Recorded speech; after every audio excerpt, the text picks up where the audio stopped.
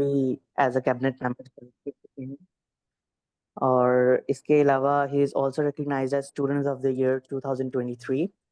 So thank you so much, Mr. Usama, for being here. Our second speaker is Mr. Joon Suterwala. He is also a Fulbright Scholar and graduate from University of Agriculture, Faisalabad, with a major in horticulture. His area of specialization is control environment agriculture. So I welcome you both to this webinar. So without any further ado, let's move on towards the topic. Over to you guys. Mr. Usama, you can start. Yeah, thank you so much, Huzaifa, बहुत बहुत शुक्रिया आपका for the introduction and मेरी screen बता रही है कि your screen sharing is paused. So मैं दोबारा पूछूंगा in case you can see my screen. Yeah, it's clear.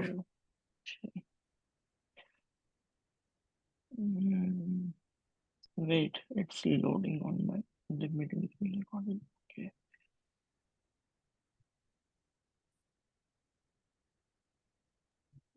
I don't know. Okay, मैं इसको forward कैसे करूँ slide को? Not giving me.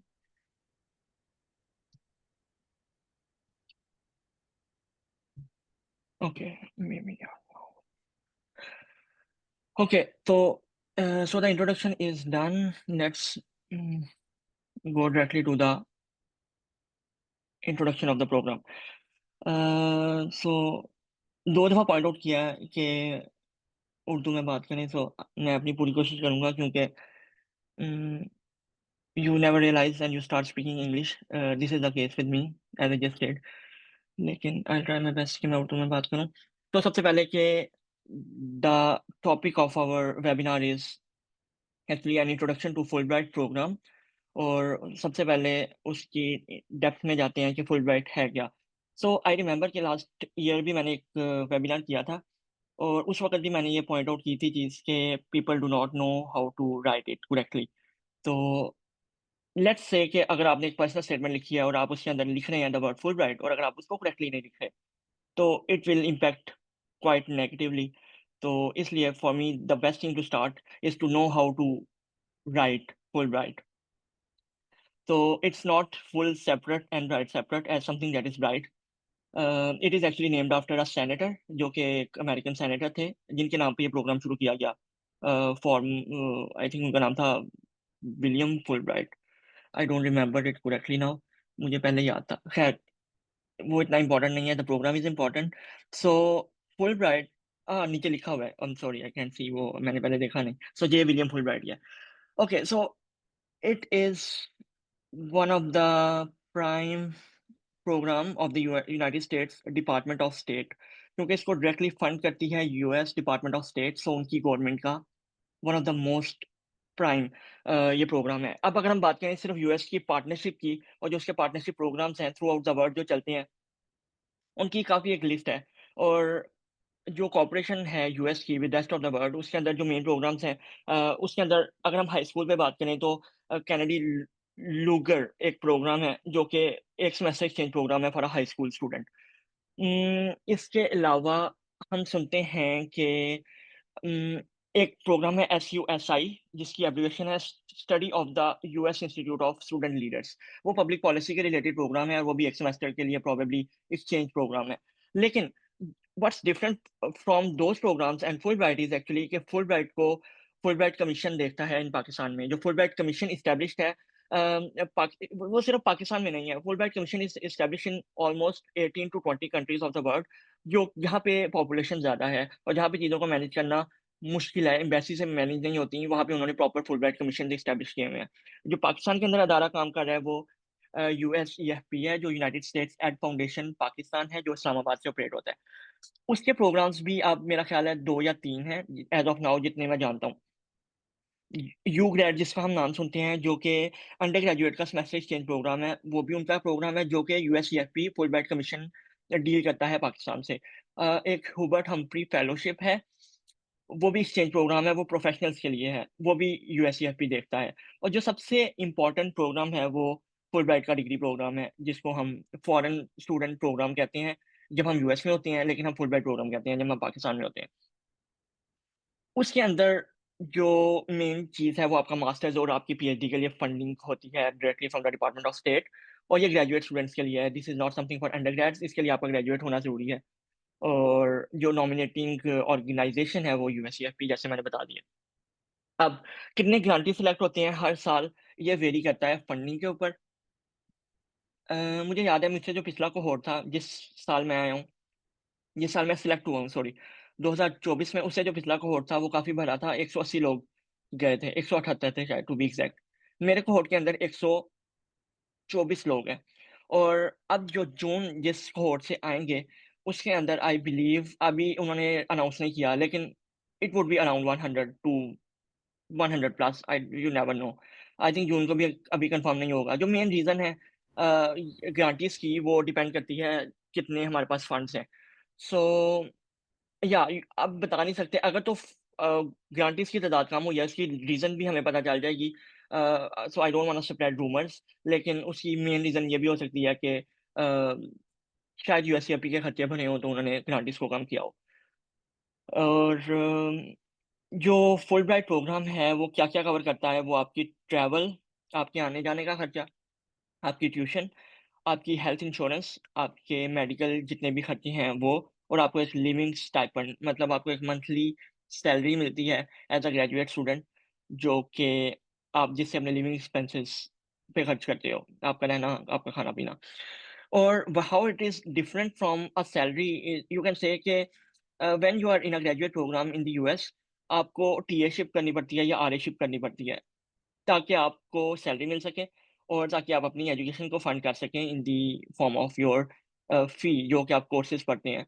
अम, अगर मैं अपनी यूनिवर्सिटी की बात करूँ तो मेरी यूनिवर्सिटी की 1 सेमेस्टर की मंथली फ़ीस $15,000 है। तो वो, अगर मैं फुलब्राइट स्कॉलर नहीं हूँ तो मैं किस तरह से पे करूँगा? Probably I will work as a TA और एन आरए, और आरए और टीए कौन रखेगा? मेरा कोई भी एडवाइज़र, जो कि जिसका प्रोग्राम जिसके पास फंडिंग अवेलेबल है।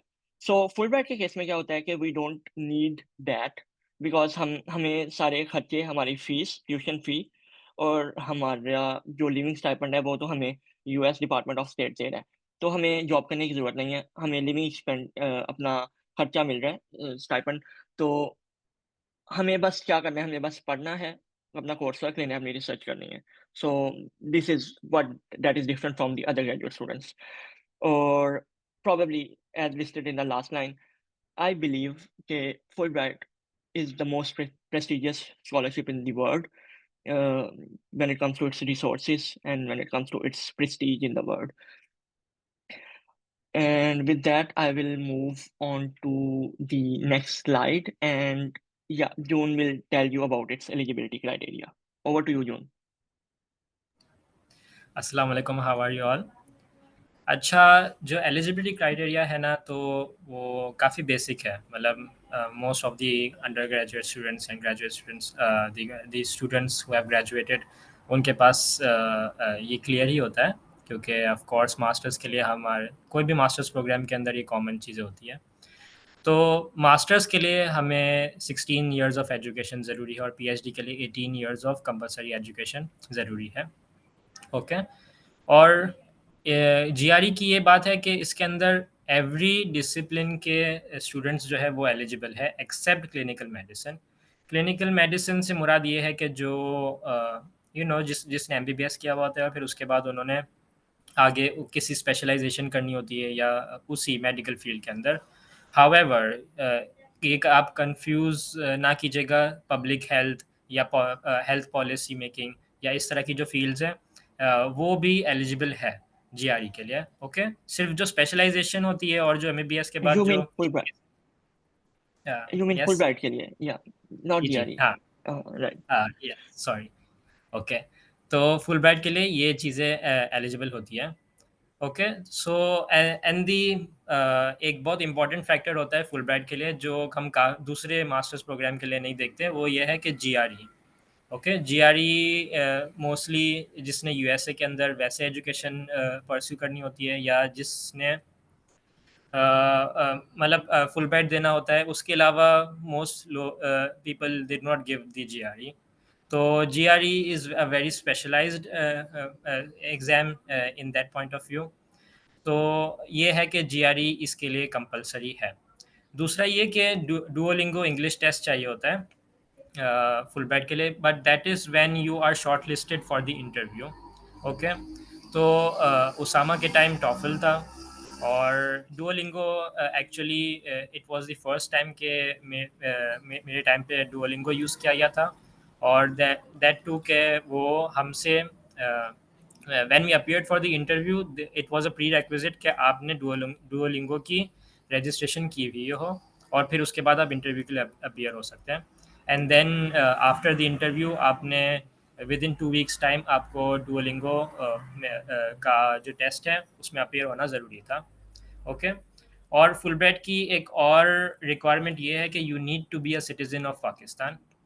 ओके, तो ये इसलिए ज़रूरी है क्योंकि Fulbright is basically they need you to return back to Pakistan and serve here. ज़्यादा मतलब बहुत कम प्रोग्राम्स होते हैं जिसके अंदर ये रिक्वायरमेंट होती है। तो पाकिस्तान ये उसामा को ये ज़्यादा अच्छी तरह पता होगा कि when you are leaving for the masters program they require you to sign and they take a signature from you कि आप पाकिस्तान आकर सर्व करेंगे फॉर मिनिमम 2 years। ओके, तो ये कुछ एलिजिबिलिटी क्राइटेरिया है कि दीज थिंग्स, और ये GRE के अलावा आई डोंट थिंक कि कोई ऐसी चीज़ है कि जो मतलब है ना बहुत ज़्यादा एक मुश्किल क्राइटेरिया हो। तो basically if you have done the GRE और you are intending to appear for the GRE, then you're good to go। Okay, so next, Usama। Sure. Okay. So the cycle of application is next. हम बात करेंगे कि application किस तरह से चलती है और कितना लंबा ड्यूरेशन है from getting from submitting your application to getting shortlisted, and then getting shortlisted to final selection, then from final selection to onboarding. तो it is a lengthy process, बहुत लंबा तरीन एक सफ़र है जिसके लिए बहुत पेशेंस चाहिए होती है। और क्योंकि इसकी रिक्वायरमेंट्स इस एट सो मेनी लेवल्स इतनी ज़्यादा हैं, इसलिए टाइम भी ज़्यादा रिक्वायर होता है। तो नॉर्मली हम देखते हैं जो कि स्टैंडर्ड है यूएससीएफपी का, जब वो एडवर्टाइजमेंट निकालते हैं हर ईयर कि कौन कब जो है एप्लीकेशंस ओपन होंगी, उनका पोर्टल खुलता है एप्लीकेशंस के लिए, वो हमें नज़र आता है प्रोबेबली नवंबर में। और आई डोंट रिमेंबर कि मेरी दफ़ा क्या डेडलाइन, मेरी दफ़ा ओपन एप्लीकेशन कब हुई थी, मिड ऑफ नवंबर में ही होती है। लेकिन अम, जो एप्लीकेशन की क्लोजर है वो मेरी दफ़ा अप्रैल 10th थी या अप्रैल 8th थी टू बी एग्जैक्ट, लेकिन जून की दफ़ा वो कम पीछे आके फरवरी में आ गई। तो I think they try to do some early things, और अब शायद ये स्टैंडर्ड होगा कि नवंबर में एप्लीकेशन ओपन हुआ करेगी, जो कि अक्टूबर अभी चल रहा है, तो हो सकता है नवंबर में एडवर्टाइजमेंट आ जाए यूएससीएफबी की तरफ से। और उसकी दिसंबर, जनवरी एंड फरवरी प्रोबेबली वो 3 महीने का टाइम देते हैं कि आप उसके अंदर अपनी एप्लीकेशन सबमिट करें। और एप्लीकेशन एक आई थिंक जो क्राइटेरिया है उसके अंदर, जून शायद आप ये भूल गए हों कि बताना, मुझे अब मेरे ज़हन से निकल गया कि आपने बताया या नहीं, लेकिन आई विल रिपीट दैट कि इन केस अगर आप अपने फाइनल ईयर में हैं डिग्री के, तो आप अप्लाई कर सकते हैं। उससे ये होगा कि आपका टाइम बचेगा। अगर आप ग्रेजुएट होने का वेट करेंगे, for all those people who are not yet graduated and they are thinking to do so, they can apply in this year अगर वो अपने छठे या 7वें सेमेस्टर में हैं। तो टेक्निकली फॉल के अंदर वो अपने 7वें सेमेस्टर में होंगे। So they can apply, they are eligible on the basis of hope that they will graduate the very year. और इस बेस के ऊपर उनकी एप्लीकेशन एलिजिबल कंसीडर होती है, जैसे कि मेरे केस में हुई थी। I was in 7th semester जब मैंने जीआरई दिया था। नहीं, आई थिंक यप जब मैंने जीआरई दिया था तो 8वां सेमेस्टर शुरू हुआ था बिल्कुल, और डिग्री मेरे हाथ में नहीं थी। लेकिन बाय द टाइम जब शॉर्टलिस्ट हुआ मैं इंटरव्यू के लिए, उस वक़्त तक हमारी ट्रांसक्रिप्ट्स रिलीज़ हो चुकी थी यूनिवर्सिटी ऑफ एग्रीकल्चर फैसलाबाद में। सो this is the prime example कि अगर हमारे पास डिग्री अवेलेबल नहीं है at the spot, same for the masters, same for the bachelors. अगर आप पीएचडी के लिए अप्लाई कर रहे हैं और अगर आपके पास मास्टर्स की ट्रांसक्रिप्ट नहीं है, you are eligible in case you are on in your 3rd semester और 2nd year of degree education. Similarly in case of bachelors, अगर आप अपने बैचलर्स के चौथे साल में हैं, यानी 7वें या 8वें सेमेस्टर में हैं, यू कैन अप्लाई। सिर्फ रूल ये है कि आपके पास बाय द एंड ऑफ दिसंबर यानी अगर ये नवंबर के अंदर एप्लीकेशन ओपन है तो the next year by the end of दिसंबर आपने इन केस अगर आप सिलेक्ट होते हैं तो आपको डिग्री देनी पड़ेगी और उनको डिग्री एज अ प्रूफ देनी पड़ेगी। लेकिन I will move to that, let's start with कि अब एप्लीकेशन सबमिट हो गई है by the month of February। अब all you have to wait. 2 चीज़ें हैं वैसे जिनका आप ख़्याल रखते हैं इन योर एप्लीकेशन जब आप उसको सबमिट करते हैं। आप अपने जीआरई के स्कोर्स यूएससीएफपी को रिपोर्ट करते हैं। जब आप ऑनलाइन पेपर देने जाएँगे, उसके अंदर एंड पे आपको ऑप्शन आता है कि आप अपने स्कोर रिपोर्ट करें। वहाँ पे लोग मौजूद होते हैं, वो आपको बता देते हैं। You just have to type the code of USEFP और वो उनको रिपोर्ट्स जो हैं आपकी सबमिट हो जाती हैं, जब भी वो अवेलेबल होती हैं। विदिन जब आप टेस्ट दे देते हैं, तो 1 या 2 हफ़्ते के अंदर आपको रिज़ल्ट मिल जाता है। तो दिस इज़ समथिंग जो आपने ध्यान रखना है और अपने रिपोर्ट करने हैं स्पोर्ट्स यूएससीएफपी को, क्योंकि वो तभी जब आप जीआरई दे रहे होते हैं, तो आपको तभी ऑप्शन मिलता है। उसके बाद आपको एक्स्ट्रा पे करना पड़ेगा $30। तो आपने एक्स्ट्रा पे कभी भी नहीं करना, आपने ध्यान रखना है। और अब मुझे कोड याद नहीं है यूएससीएफपी का, वो 9890 या कुछ समथिंग लाइक दैट, वो 4 डिजिट्स का कोड होता है। वो आपने eight the end of your exam बस टाइप करना होता है ताकि आपके स्कोर सबमिट हो सके। तो इस तरह अगर आपने फ़रवरी में अगर अपनी एप्लीकेशन सबमिट करवाई है, I think Arsalan, someone who is trying to write on the screen, is it deliberately or not? मुझे नहीं पता, लेकिन please don't do that. और February, by the end of February, आपकी एप्लीकेशन सबमिट है। Now you all you need to do is to wait. 2-3 महीने का time है जब वो आपकी एप्लीकेशन प्रोसेस करते हैं और आप in case you get shortlisted for the interview, they will invite you to Islamabad.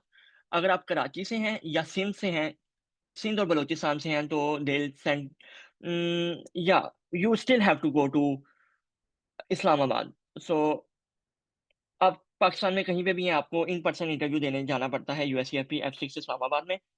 और interview, in case you reach the interview stage, you can still contact me for that. अगर उसके लिए स्पेसिफिक अगर आपके क्वेश्चंस हों, आई डोंट थिंक कि अभी मैं इंटरव्यू क्वेश्चंस को डिस्कस करूंगा। जो बेसिक क्वेश्चंस होते हैं वो यही होते हैं कि what are your plans, how do your interest align while being in the US, के यूएसए के थ्रू आपके इंटरेस्ट कैसे अलाइन होते हैं। Will talk about that in the essays portion as well. So when you get shortlisted for the interview, you all again wait for another couple of months, if June, if I am exact, कि 2 months का time है probably, और फिर आपको final call आती है। So when you are getting, then you are, it is finalized, it is confirmed that you are now selected as a Fulbright grantee। फिर उसके बाद सारा अगला स्टेप शुरू होता है। This is something at this moment सिर्फ आपने ग्रांट विन किया है। अब फुलब्राइट क्या करेगा, USEFP with the collaboration of Institute of International Education based in New York, वो आपकी एप्लीकेशन सबमिट करते हैं based on your research objectives to different universities. वो खुद ही डिसाइड करेंगे और फिर यूनिवर्सिटीज के रिजल्ट्स आते हैं and on the next fall, यानी जिस ईयर आपकी एप्लीकेशन अब प्रोसेस हो चुकी है, उसी फॉल में आप जो है फिर वो डिपार्ट करते हो। फिर आपका वीज़ा प्रोसेस शुरू होता है and then you leave somewhere around July और अगस्त। तो मोस्ट प्रोबेबली जो फॉल सेमेस्टर है वो वेरी करता है थ्रू आउट यूनाइटेड स्टेट्स। तो जुलाई, अगस्त, सितंबर आर द मेन मंथ्स जिसके अंदर हर बंदा लीव कर जाता है पाकिस्तान को। तो आपकी so from the application to final onboarding, जब आप टेक ऑफ करते हो पाकिस्तान से, it is actually approximately more than year. तो काफ़ी लंबा प्रोसेस है, but it is worth it, it is totally worth it, it is worth the wait. और in case you want enjoy the exposure, education का exposure free of cost आप enjoy करना चाहते हैं without any hassle of job along with your studies, so Fulbright gives you all that. All you need to do is to apply and believe in yourself and wait to get departed. With that, I will move next to discuss further the steps of the application process. So, June, would you like to? Yep. Okay, तो कुछ चीज़ें पहले मैं add करना चाहूँगा। Sure. दी codes basically जो हम GRE score report करते हैं, तब यूएससीएफपी का जो कोड है, अगर आप लिख सके तो इट इज़ 9388 फॉर यूएससीएफपी, और आईआईई की का जो कोड है वो 2326 है। Okay, I will repeat. USCFP का कोड है 9388 और आईआईई का है 2326। these are the two compulsory institutions that you need to send your scores to. Okay आप ये दो स्कोर्स जीआरई के टेस्ट के टाइम ही दे दें तो इट वुड बी बेस्ट। आपके $30 पैसे लगे। बेसिकली उसामा $35 हो गए अभी तो ओह ओके। ओके तो $35 यूएससीएफपी के और $35 आईआई के ये आपके सेव हो जाएंगे। ओके और दूसरा ये मैं ये ऐड करना चाहूँगा कि मेरे टाइम पे जो रिजल्ट्स थे वो काफ़ी लेट अनाउंस हुए थे जो ईमेल्स हमें आई थी। तो आई थिंक जून के अंदर मैंने इंटरव्यू दिया था और सितंबर के स्टार्ट के अंदर हमारे रिजल्ट्स आए थे। तो काफ़ी लंबा गैप था और मतलब ये चीज़ें होती है फुलब्राइट के लिए अप्लाई करने के लिए काफ़ी पेशेंस ज़रूरी है। तो these things they vary a lot on case to case. तो ये चीज़ें आपको ना मेंटली प्रिपेयर्ड होना होता है। Okay so now we move on to application essentials. तो कुछ चीज़ें होती है कि ये जब एप्लीकेशन भरना शुरू करते हैं तो आई वुड एडवाइस के आप जो एप्लीकेशन है वो ये नहीं कि आपने पहले जीआरई दे दिया फिर आप देख रहे हैं कि अच्छा डेडलाइन अभी बाकी है और आप काफ़ी रिलैक्स बैठे हैं तो please do not do that. Application जो होती है वो काफ़ी अगर आप एंड टाइम पर लेकर बैठे हैं तो काफ़ी ये मुश्किल पड़ जाती है क्योंकि एप्लीकेशन के अंदर बहुत ज़्यादा चीज़ें मांगी भी होती है और at the end you really need to concentrate on your essays जैसे हम आगे डिस्कस करेंगे। तो एसेज आर वेरी इंपॉर्टेंट। तो ये ज़रूरी है कि आप जो बाकी चीज़ें हैं आपका जो बायोडेटा है आपकी जो एकेडमिक प्रोफाइल है आपकी प्रोफेशनल प्रोफाइल है ये सारी चीज़ें आप टाइम से कंप्लीट कर लें एप्लीकेशन पे। तो आई वुड एडवाइस के जैसे ही एप्लीकेशंस खुल जाती है एप्लीकेशन की जो डेट्स ओपन होती है तो आप अपनी एप्लीकेशन खोलकर उसमें अपनी प्रोफाइल बनाना शुरू कर दें। पहले आपकी प्रोफाइल बनती है उसके बाद फिर प्रोफाइल के बाद आप है ना उसके अंदर जो भी डिटेल्स है जो भी डेटा है वो आप उसके अंदर फिल करना शुरू कर दें और काफ़ी टाइम से आपको मतलब आपके पास अच्छा खासा टाइम हो ताकि आप एसेस पे कंसंट्रेट कर सकें और बाकी चीज़ों पे कंसंट्रेट कर सकें। तो ये चीज़ें हैं। तो अ कंप्लीट एप्लीकेशन फॉर्म ये जो एप्लीकेशन फॉर्म है वो it is very fun to fill मतलब बहुत ही कॉम्प्लिकेटेड नहीं है बहुत मतलब है ना उसका इजी इंटरफेस है और उसके अंदर हर चीज़ जैसे जैसे आप फिल कर जाते हैं तो वो टिक मार्क होता जाता है और आप एक एक सेक्शन को मतलब आप कभी आप फ्री है तो आपने एक सेक्शन बैठ के फिल कर लिया और काफ़ी रिलैक्स माइंड से करना है और कोई भी चीज़ हर चीज़ को रीचेक करते रहना है। कोई भी ऐसी चीज़ ना हो कि जो मिसरिप्रेजेंटेड हो कोई चीज़ ऐसी ना हो कि जो इनकरेक्ट फिल कर ली जाए। ठीक है तो कोई भी चीज़ आपको समझ ना आए तो फेसबुक पे भी इसके मटेरियल्स होते हैं और बाकी हम भी अवेलेबल हैं एप्लीकेशन के लिए। तो ये चीज़ें हैं कि आप है ना क्रॉस चेक करते करते हर चीज़ को काफ़ी केयरफुली आपने फिल करनी है। दूसरा ये कि रिकमेंडेशन लेटर्स चाहिए। तो रिकमेंडेशन लेटर्स ये भी बहुत इम्पॉर्टेंट है। एटलीस्ट 3 चाहिए और 3 बहुत होते हैं specially when you are not very well known on within your योर प्रोफेसर्स। तो 3 रिकमेंडेशन लेटर्स काफ़ी मुश्किल पड़ जाते हैं। तो ये चीज़ें होती है आप टाइम से अपने प्रोफेसर्स को अवेयर करें कि मैं फुलब्राइट के लिए अप्लाई कर रहा हूँ और आप कंसेंट करें रिकमेंडेशन के लिए। और ये नहीं कि आप 3 ही को टारगेट करें। जो एप्लीकेशन फॉर्म है उसके अंदर आप आई थिंक 6 to 7 रिकमेंडेशन जो रेफरीज है उसे इंक्लूड कर सकते हैं। तो ये आप है ना ऐड कर सकते हैं कि अगर कोई एक या दो प्रोफेसर वो विलिंग ना हो आपको रेकमेंड करने के लिए तो बाकी प्रोफेसर्स होते हैं वो कवर अप कर लेते हैं और आपकी एप्लीकेशन में कोई मसला नहीं होता। तो ये चीज़ें हैं कि आप प्रोफेसर्स को पहले से आगाह करें उनको बताएं प्रोसेस का। ये भी बहुत इंपॉर्टेंट है कि क्योंकि जो फुलब्राइट का जो रिकमेंडेशन प्रोसेस ये है कि उनको आपके जो रेफरीज है उनको एक ईमेल जाती है और उस ईमेल के अंदर उनको एक प्रोफाइल बनाकर उसके अंदर एक मेरे ख्याल से क्वेश्चनर होता है वो क्वेश्चनर फिल करना होता है। तो जो प्रोफेसर्स काफ़ी बिजी होते हैं और उनके पास मतलब काफ़ी मुश्किल हो जाते हैं उनको है ना ये पूरे प्रोसीजर्स करने उनकी डेली रूटीन से हटकर। तो ये चीज़ें होती हैं कि काफ़ी पहले उनको बता दी जाए उनको अवेयर किया जाए कि ये प्रोसीजर होगा और इस तरह आपने ये रिकमेंडेशन आपने सबमिट करना होगा।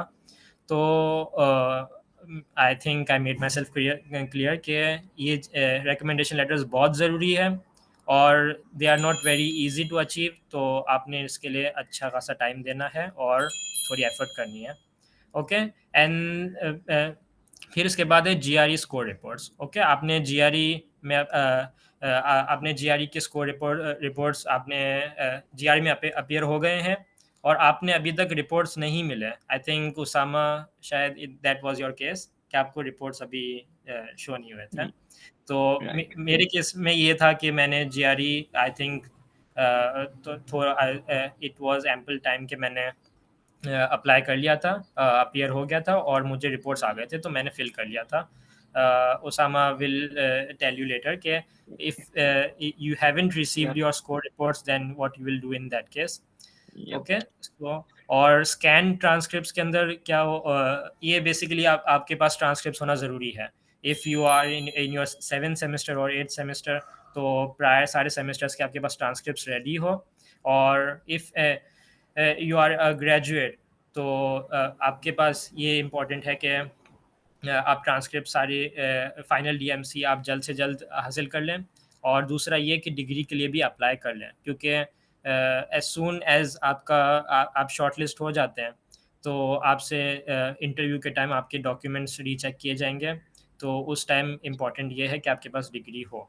ओके तो ये चीज़ें ऐसी चीज़ें हैं कि आप जब एप्लीकेशन फिल करते हो या जब आप एप्लीकेशन सबमिट करने वाले हो, तो ये चीज़ें ऐसी है कि आपके माइंड में ये हो और आप इस पे प्लानिंग करके और इसको एक स्ट्रेटजी बना के आप ये सारी चीज़ें कंप्लीट करें। Okay so thank you so much Joon, आपने बहुत अच्छा इलेबोरेट किया है। I add a couple of points. मुझे याद आ गया है कि 12 अप्रैल थी मेरे टाइम पे सबमिशन की डेट बैक इन 2023, और मैंने 8 अप्रैल को जीआरई दिया था। तो 4 दिन पहले जीआरई दिया, तो जीआरई वो टेक एटलीस्ट 2 वीक्स कि वो आपका रिजल्ट प्रॉपर आपको आ जाए। तो आपने मेरी तरह नहीं करना। It was just a lucky case probably कि मैंने मैनेज कर लिया उसको टाइम के साथ, क्योंकि एट द एंड अगर आप जीआरई देंगे तो आप एप्लीकेशन को फिर फिलअप करेंगे। तो मुझे याद है कि रमज़ान चल रहा था, 17th ऑफ रमज़ान मैंने जीआरई दिया, और 2-3 दिन रह गए थे उसके बाद एप्लीकेशन के क्लोज होने में। And then I filled my later application after giving GRE, और काफ़ी हेक्टिक हो जाता है। तो आप इसलिए plan prior as June told. In case अगर आप लेट होते हैं, आई टेल यू कि अक्सर ऐसे होता है कि जब फुलब्राइट एप्लीकेशन ओपन करता है, फुलब्राइट अपना एप्लीकेशन ओपन करेगा पोर्टल, तो जब लोग डेट्स देखते हैं तो लोग start applying for the GRE exam. अब वो ईटीएस की वेबसाइट के ऊपर जब जाके अप्लाई करते हैं तो ETS has limited spots around Pakistan. अब ईटीएस जो टेस्ट कंडक्ट करता है जीआरई का, वो इधर तो उसका सेंटर लाहौर है या इस्लामाबाद है या कराची है। आई थिंक चौथा कोई शहर नहीं है। आई थिंक शायद सक्खर में, आई एम नॉट श्योर के मेन शहरों के अलावा कहीं और जीआरई होता है। यू कैन गिव आइल्स, और you can give IELTS anywhere, probably Faisalabad में भी दे सकते हैं, गुजरांवाला में भी दे सकते हैं, मैंने सुना है शायद सियालकोट में भी दे सकते हैं। बट जीआरई ऐसा एग्जाम है कि वो सिर्फ आप बड़े शहरों में उनके सेंटर्स अवेलेबल हैं।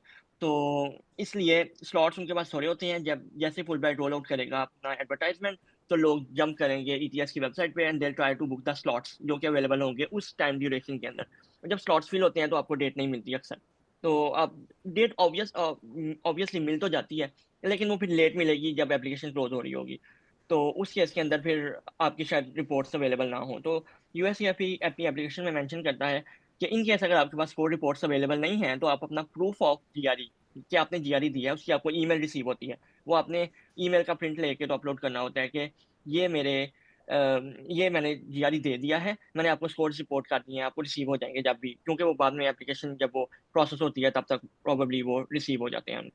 तो अगर तो वो आपको शॉर्टलिस्ट कर रहे होंगे तो वो आपसे जीआरई के रिपोर्ट की कॉपी भी ईमेल के थ्रू मांग लेते हैं बाद में।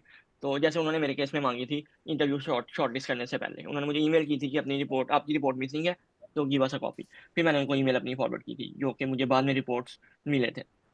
और इसके अलावा Yeah, that's why you should plan ahead and don't wait for till the end, क्योंकि things could go out of your way. And let's move forward. And now, one of the most prime features of your application, जो कि it's like your backbone. जिस तरह DNA के अंदर nucleotides are the backbone, probably the phosphate group, but still for your Fulbright application, your essays are of the key importance, जो कि you decide करते हैं कि is it good enough कि वो आपको shortlist कर रहे हैं या नहीं. और जो essays हैं वो 2 हैं जो कि Fulbright application के अंदर आपको शो होते हैं. दोनों के लिए वर्ड्स की लिमिट है. जो पर्सनल स्टेटमेंट है उसके लिए words count, June if I am not wrong it's 850, right? I think 750. 750, sure. So for your personal statement they give you a limit of 750 words and same for study objectives. और आपने उसके अंदर अपना personal throughout your life journey आपने उनको बताना है कि how you are fit enough to be applying and you are like competitive enough कि आपको वो सिलेक्ट करेंगे. अब पर्सनल स्टेटमेंट लिखने के बहुत तरीके हैं and often people at times ask you कि आप उनको अपनी पर्सनल स्टेटमेंट ही सेंड कर दें ताकि वो पढ़ के आइडिया ले लें. लेकिन as of my personal opinion मैं समझता हूँ कि personal statements are pretty private, क्योंकि not everyone is up to sharing their life long journey जो जो उन्होंने लाइफ में किया हो, क्योंकि they want to keep most part of their life private enough कि वो ना शेयर करें, क्योंकि दे फील रिलक्टेंट ऑल्दो उसके अंदर कुछ भी नहीं है, बट स्टिल उनकी जो लाइफ स्ट्रगल्स हैं they don't want to share. तो इन केस अगर आप लोग कहेंगे कि अपनी पर्सनल स्टेटमेंट शेयर करें तो I would probably not share it. I can't say about June, probably he would do the same. लेकिन इट्स नॉट समथिंग कि जो जिसके लिए आपको आपको although the internet is full of the demos जो लोगों ने दिए होते हैं, जो लोगों ने probable एक पूरा ड्राफ्ट दिया होता है कि अच्छा आप इस तरह से लिख सकते हैं. What I would suggest कि go with your own mind और start writing it in a way जो कि creative हो. So if you are aware with the creative writing style, आपने अपनी स्टोरी डिफाइन करनी है और you can start from anywhere in your life cycle. आप even you can start from kindergarten if you want. कि kindergarten में मेरे साथ ये हुआ, I observed this, so I think that was enough to shape my career in this particular field. So you can do that as well. तो आपकी जो story है वो आपके लाइफ के की एस्पेक्ट्स को, आपकी स्ट्रगल्स को, आपकी एक्स्ट्रा एफर्ट्स को शोकेस करेगी और the better you right the better it would B for your profile. तो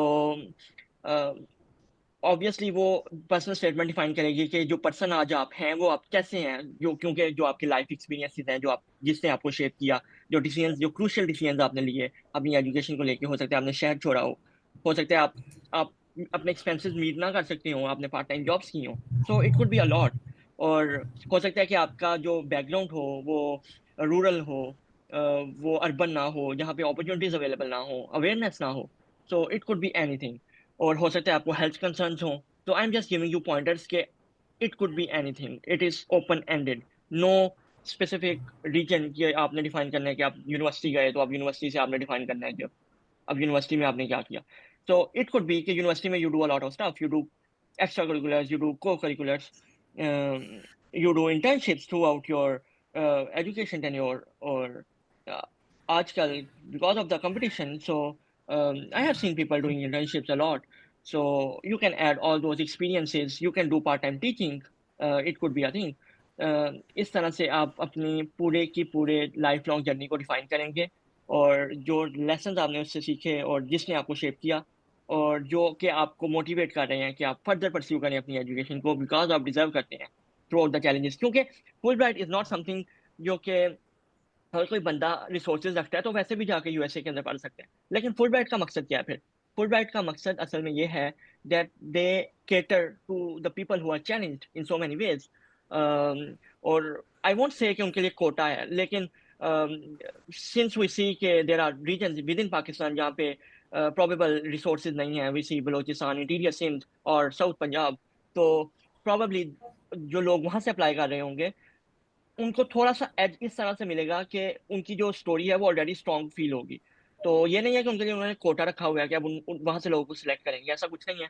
कोटा किसी भी फील्ड में नहीं है, बट स्टिल इट्स समथिंग कि वो इंकरेज करते हैं ऐसे लोगों को जो कि अपनी लाइफ में स्ट्रगल्स देख रहे होते हैं।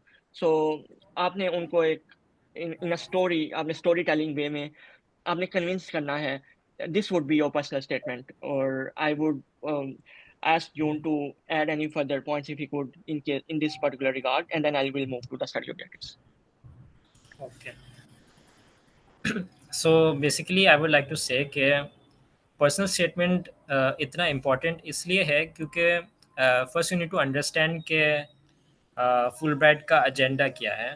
Fulbright needs, they do not need very bright students, they do not need very बहुत ज़्यादा इंटेलिजेंट भी नहीं चाहिए, बहुत ज़्यादा को करिकुलर वाली साइड पे भी नहीं चाहिए. मतलब उनको चाहिए, ठीक है, ये नहीं है, लेकिन they need those students who can study at the USA and they can also implement it.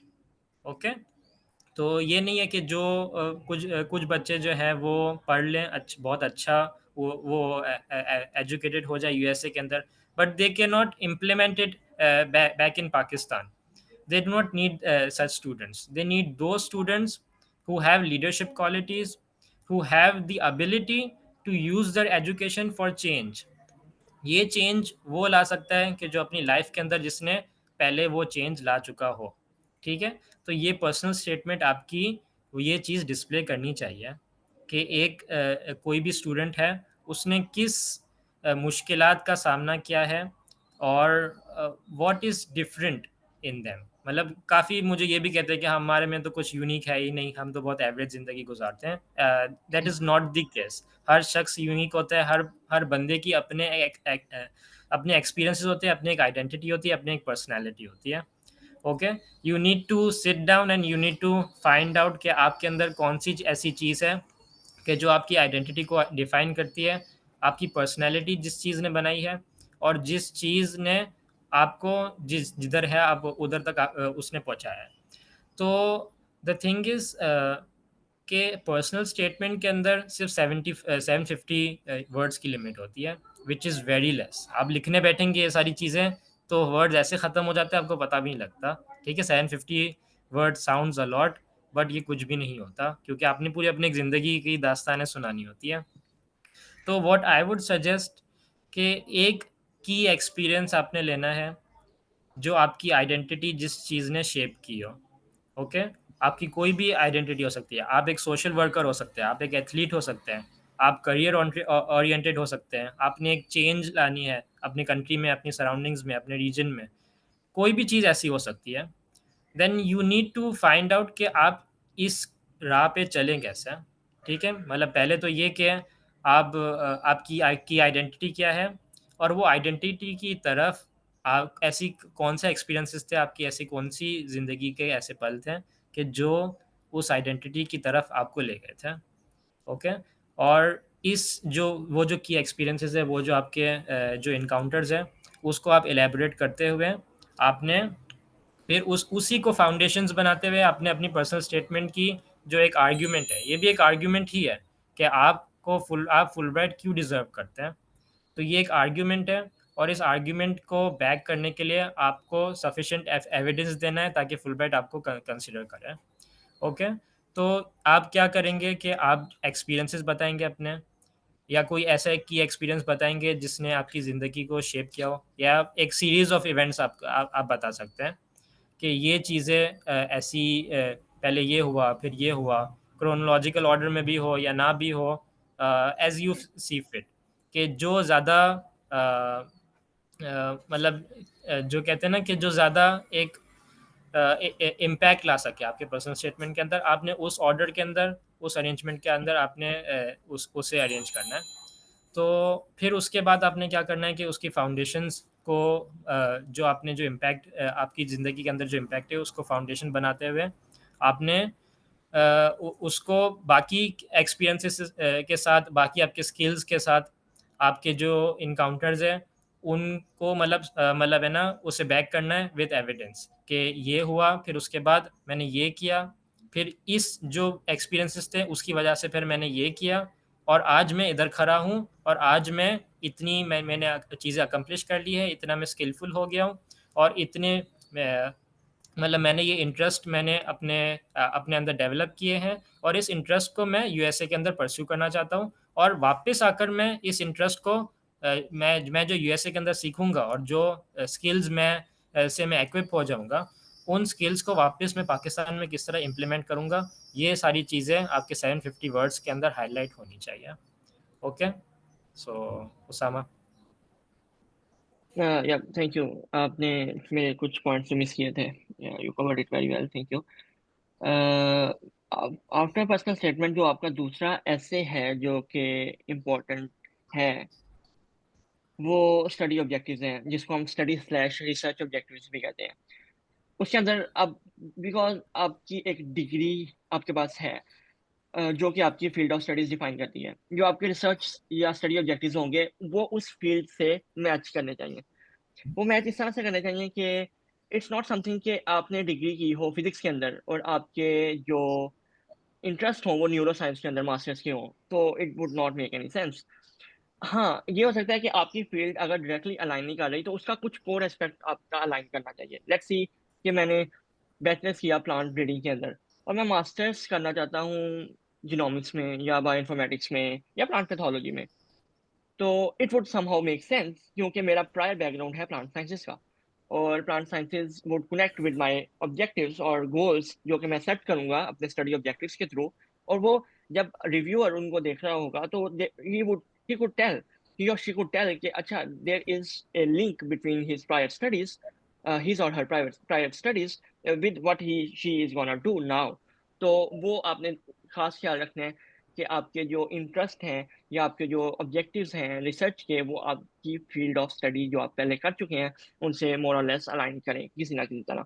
अगर मैंने बैचलर्स किया प्लांट ब्रीडिंग के अंदर और मैं क्लाइमेट चेंज के लिए काम करना चाहता हूँ थ्रू एग्रीकल्चर और through plant sciences, that would be good enough कि मैं उनको अपने रिसर्च ऑब्जेक्टिव्स का बेस बना के तो एप्लीकेशन सबमिट कर सकता हूँ.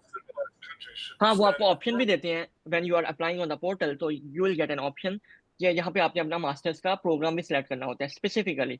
तो अगर वहाँ पे आप एग्रीकल्चर सिलेक्ट करेंगे तो एग्रीकल्चर के आपको 20 मेजर शो हो रहे होते हैं फिर आगे.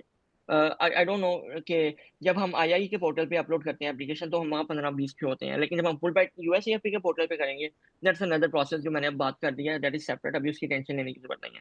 लेकिन जब हम यूएसएएफपी के पोर्टल पे करते हैं तो वहाँ पे भी काफी मेजर शो होते हैं जो आपको स्पेशलाइजेशन आपकी जो निश डाउन करके आपको बताना पड़ता है कि अच्छा आप इस कोर के अंदर काम करेंगे जो कि आपका बैचलर्स या masters, bachelors for your masters और masters for your PhD in case you are a PhD applicant. तो वो आपको मैच करने पड़ेंगे. और जिस तरह जून ने एक बहुत इंपॉर्टेंट पॉइंट रेस किया कि how will it benefit your country, क्योंकि फुलब्राइट का मेजर जो गोल है for all these grants and all these funds is they wanna see Pakistan doing better in the things that are being challenged here. तो उसके लिए वो ये देखेंगे कि क्या जो चीज़ आप परस्यू कर रहे हैं उसका आपके मुल्क के लिए कोई फायदा भी है या नहीं. Let's see, I did my bachelor's in plant breeding and I want to do my master's in crop science as I'm doing right now.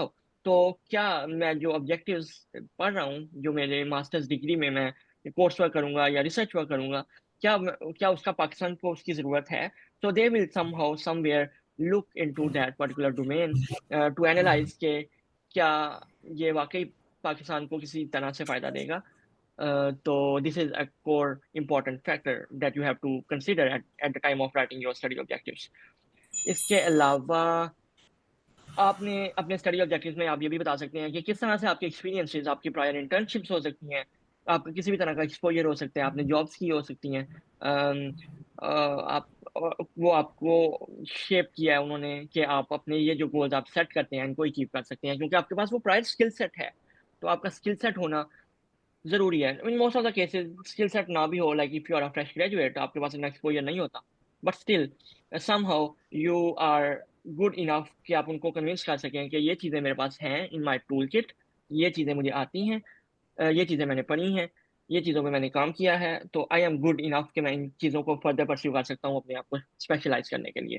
तो this is something that you have to take care in mind while writing your study objectives, और this is how you will be able to write them better. और एक और question जो यहाँ पे होता है नॉर्मली वो ये है कि how study objectives are different from a proposal, जो कि हम फॉर्मल रिसर्च प्रपोजल या स्टडी प्रपोजल बनाते हैं, उससे कितना डिफरेंट है। So what I would say in this regard is कि Fulbright won't is not asking you for a formal research proposal जिसके अंदर आप ड्यूरेशन भी दें, टाइमलाइन भी दें, प्रॉपर ऑब्जेक्टिव्स में स्पेसिफिकली बताएं कि ये आप करना चाहते हैं। Nothing like that. आपने बस उनको ओवरऑल ऑब्जेक्टिव्स बताने हैं, उनका इम्पैक्ट बताना है अपने ऊपर, अपने मुल्क के ऊपर, अपने मुल्क के लोगों के ऊपर, और अपना स्किल सेट बताएं। That is more than enough to describe your study objectives. अगर जून इसके अंदर फर्दर कुछ ऐड करना चाहते हैं, Joon over to you. Okay so हर शख्स के ना जो स्टडी ऑब्जेक्टिव्स होते हैं, मतलब है ना, this is basically what you want to study at the US है, वो काफ़ी डिफरेंट हो सकता है नॉर्मल से। जैसे अभी कुछ लोगों को रिसर्च परस्यू करनी होती है, कुछ को नॉन थीसिस परस्यू करने होते हैं, कुछ लोगों को मतलब है ना कोर्सेज या इस तरह स्ट्रक्चर्स काफ़ी वेरी हो सकते हैं, और USA has a lot to offer. Okay, तो यूएसए के अंदर हर किस्म के प्रोग्राम्स अवेलेबल है। It is up to you कि आपने कौन सा प्रोग्राम परस्यू करना है।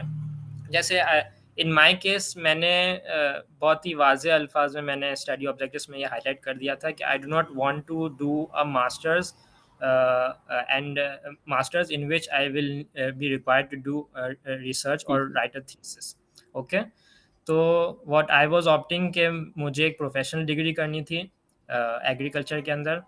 तो मैंने ये कन्वे किया था मेरे स्टडी ऑब्जेक्टिव्स के अंदर।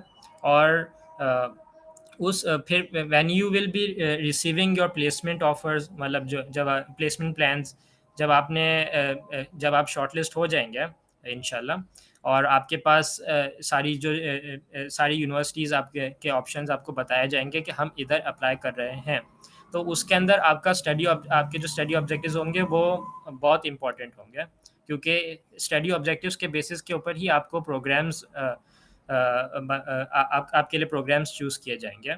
And if it isn't a program that you are not comfortable with, तो वो आपको ही इशू करेगा। तो study objective should convey very clearly कि आपके जो आपके गोल्स क्या हैं, और उन गोल्स को आपने क्या चीज़ पढ़कर और क्या चीज़ के अंदर स्टडी करके आपने वो चीज़ें इम्प्लीमेंट करनी है।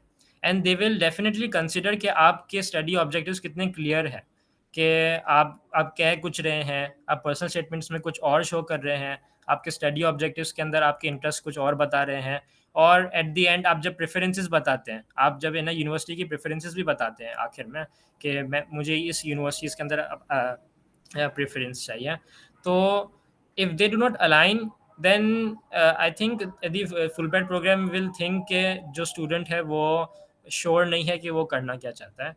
सो पहले तो ये कि आपने खुद कंफर्म और आपने सर्टेन होना है कि ये मेरे इंटरेस्ट है, ये इस किस्म का प्रोग्राम मैं परस्यू करना चाह रहा हूँ, और इसको परस्यू करने के लिए मुझे इन चीज़ों की ज़रूरत होगी, ये चीज़ें मुझे सीखनी चाहिए, ये चीज़ें मुझे स्टडी करनी चाहिए, इसमें मुझे रिसर्च की ज़रूरत है, या ट्रेनिंग की ज़रूरत है, इंटर्नशिप्स की ज़रूरत है, या कोई भी चीज़ हो सकती है।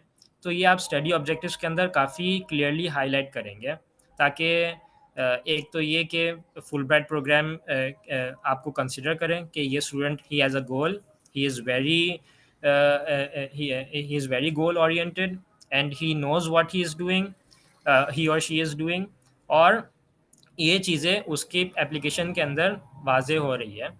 तो इस लिहाज से study objectives are quite important. Okay, so some या जो आपने एक बहुत इंपॉर्टेंट पॉइंट रेज किया है वो ये कि I retreat for the longevity of the fact कि आपका पर्सनल स्टेटमेंट और स्टडी ऑब्जेक्टिव का लिंक किसी ना किसी तरह जरूर होना चाहिए। सो अगर आपके पर्सनल स्टेटमेंट भी वही चीज़ें डिफाइन कर रहा है जो आपने ऑब्जेक्टिव्स में लिखी हैं, या आपके ऑब्जेक्टिव्स आपकी पर्सनल स्टेटमेंट को बैक कर रहे हैं, तो it would be a positive impact on your profile. और Yep, so I believe कि we have defined personal statement and study objectives जो कि दोनों एसेस हैं आपकी एप्लीकेशन के। हम इनके ऊपर फर्दर बात करेंगे in case there would be questions regarding this. Let me move towards next. That is actually the most prime factor of the application. What is it? GRE. So graduate record examination, मैं थोड़ा सा intro दूंगा क्योंकि जून ने recently GRE दिया है and GRE has change now. पहले GRE जब मैं दिया था तो वो 3 घंटे 45 मिनट का था, अब आई थिंक 1 घंटे 40 मिनट का। तो अलॉट हैज चेंज। तो आई थिंक अगर जून उसको डिफाइन करेंगे, एक्सप्लेन करेंगे, एलेबोरेट करेंगे एग्जाम्स को तो वो बेटर होगा, लेकिन I would just tell you the basics. तो जो ग्रेजुएट रिकॉर्ड एग्जामिनेशन है, जैसे मैंने पहले बताया था कि उसको ETS कंडक्ट करता है, एजुकेशन टेस्टिंग सिस्टम। उनकी एक प्रॉपर वेबसाइट है, अगर आप ETS लिखेंगे तो ets.org, वहां से आपने रजिस्ट्रेशन करनी होती है GRE की। सो GRE की जो फी है that is quite substantive for Pakistanis when we see. तो it's around $220 and it's a major investment. और the main reason कि why people don't apply for Fulbright is actually the cost that they have to pay for the GRE exam. लोग, हाँ, although GRE is a tough exam, like it tests your analytical, verbal, or quantitative reasoning skills. लेकिन it comes a lot on your pocket as well कि $220, not everyone can afford it. इस case के अंदर there is a policy of USEFP जहाँ पे in case you get 300 plus marks, you get 290. Like 290 is not a requirement, I would say, because 145 in each section is the requirement. तो अगर हम उसको sum up करें तो वो 290 बनते हैं जो एज ऑफ नाउ है। अब वो शायद अब नेक्स्ट ईयर में एडवर्टाइजमेंट आए तो शायद उसके अंदर वो क्राइटेरिया थोड़ा सा बढ़ा दें, क्योंकि with the passing years competition भी बढ़ता है। सो एक टाइम था जब मिनिमम रिक्वायर्ड स्कोर 137 होता था दोनों सेक्शंस के लिए, अब उन्होंने बढ़ा के 145 कर दिया। 145 स्कोर लेना in section is not tough, लेकिन जितना आपका ज़्यादा अच्छा स्कोर होगा उतने आप ज़्यादा कंपेटिटिव हैं और उतना आपकी प्रोफाइल के लिए अच्छा है। तो prepare well for it. At least I would say कि prepare for at least 2 to 3 months before giving it, और क्योंकि it's a big investment. So I would suggest के have a complete know how of how it goes. There are practice test जो कि free available हैं ETS की website पे। आप उनको, अब ETS से लॉग इन करेंगे, वो प्रैक्टिस टेस्ट आप दे के देख सकते हैं कि आप कितने पानी में हैं, इन अ सेंस कि I am not saying it in a condescending way, because जब मुझे याद है कि जब मैंने वो दिया था तो आपको पता चल जाता है कि क्वेश्चंस किस तरह से आते हैं, और वो आपको बता देते हैं कि अच्छा आप कहाँ पे स्टैंड कर रहे हैं, तो उस हिसाब से आपको प्रैक्टिस उतनी ही चाहिए होती है। तो या that is a good resource, तो आप उस रिसोर्स को ज़रूर कैपिटलाइज करें, यूटिलाइज करें।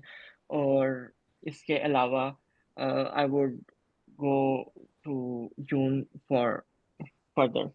So June, go ahead, please. Okay. So पहले तो मैं यही कहना चाहूँगा कि GRE ईजी नहीं है। ओके, GRE बहुत टफ है।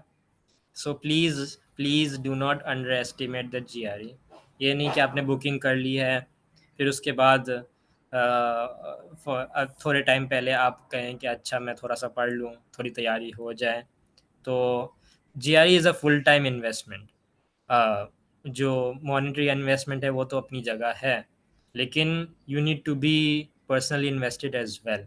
ठीक है, इसकी प्रिपरेशन आप हर लिहाज से आप तैयार रहें। जैसे उसामा ने कहा कि पहले आप जो प्रैक्टिस टेस्ट है, तो basically I think 2 practice test जो होते हैं ना वो फ्री प्रोवाइड करते हैं ETS। तो 1 और एंड 2 होता है। तो व्हाट आई डिड वाज कि पहले सबसे पहले मैंने पहला टेस्ट दिया था।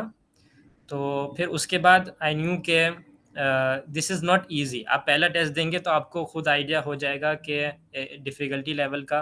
और ज़ाहिर है हर शख्स को हो जाता है कि ये चीज़ें मुझे टारगेट करनी चाहिए, ये चीज़ें मेरे वीक है, ये चीज़ें मेरी स्ट्रॉन्ग है, मुझे इन चीज़ों के अंदर वर्क करना चाहिए। तो तैयारी करने से पहले ही अगर एक ETS का जो प्रैक्टिस टेस्ट है वो आप अटेम्प्ट करें तो उससे काफ़ी चीज़ें क्लियर हो जाती है। सेकंड ये कि ये ज़रूरी है कि आप ऑनलाइन मटेरियल से हेल्प लें। आई थिंक ड्रैगमैट $5 का है और प्रेप स्विफ्ट $2 प्लस, मतलब टोटल $7 हो जाता है।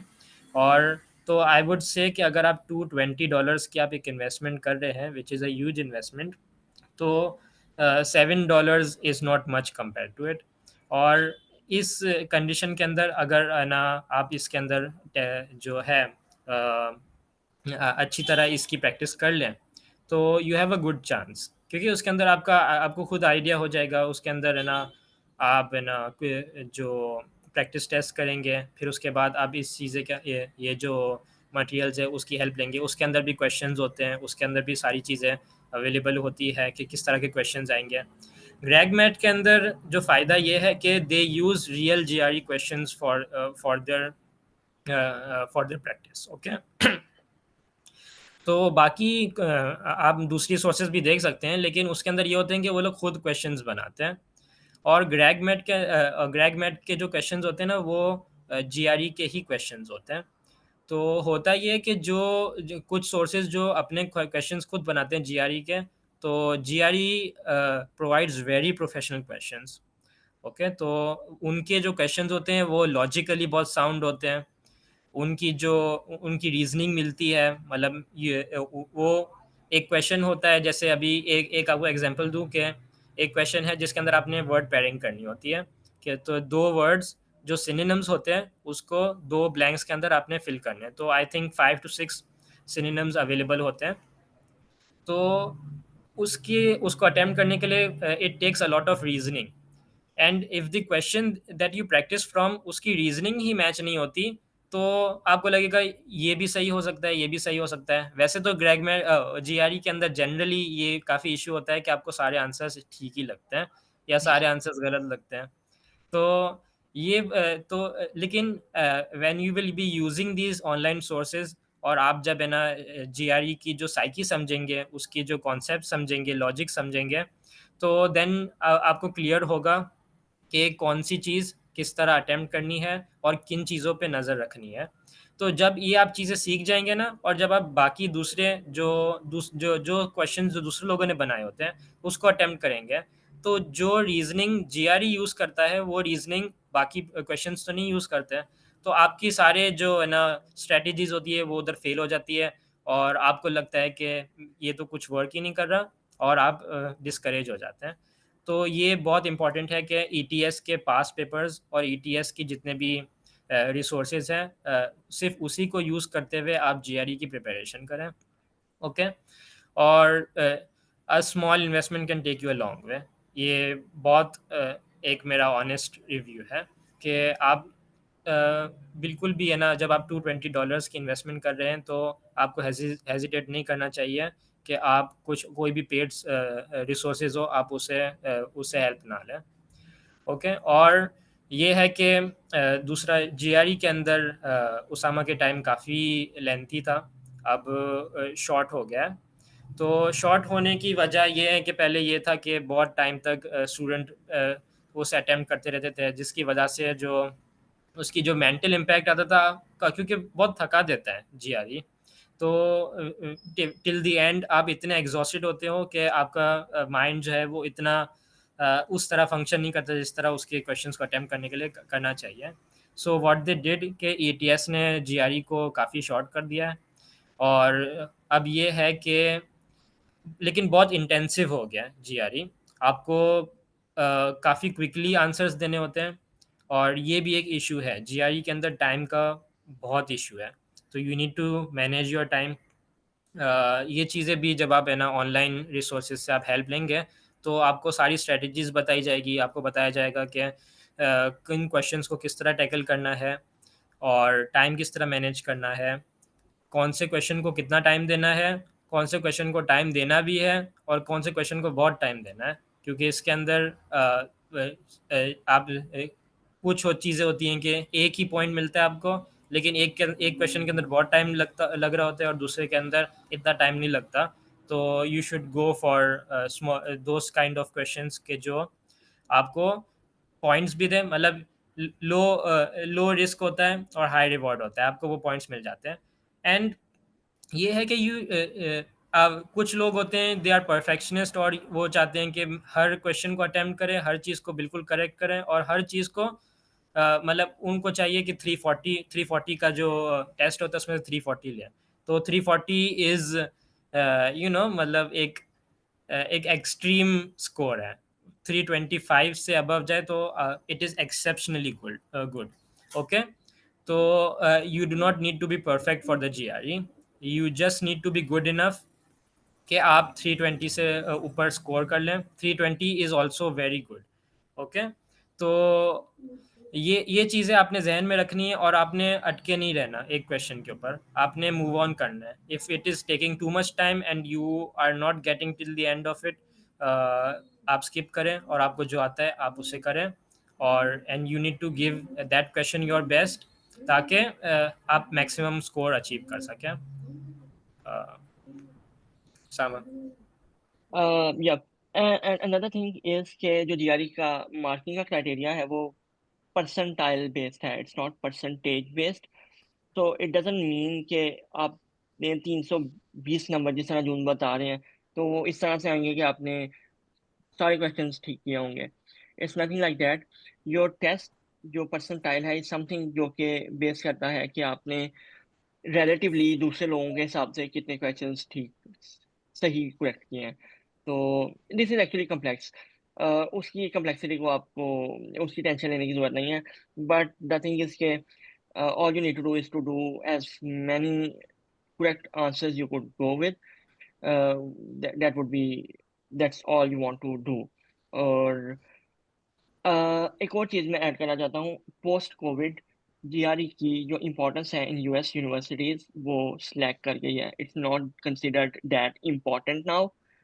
लेकिन क्योंकि फुल ब्राइट का क्राइटेरिया है कि उन्होंने इसको एज एज अ पैरामीटर रखा हुआ है टू जज the students, so that's why it is important. Otherwise I would say कि universities have waived off GRE requirement for most of the programs here.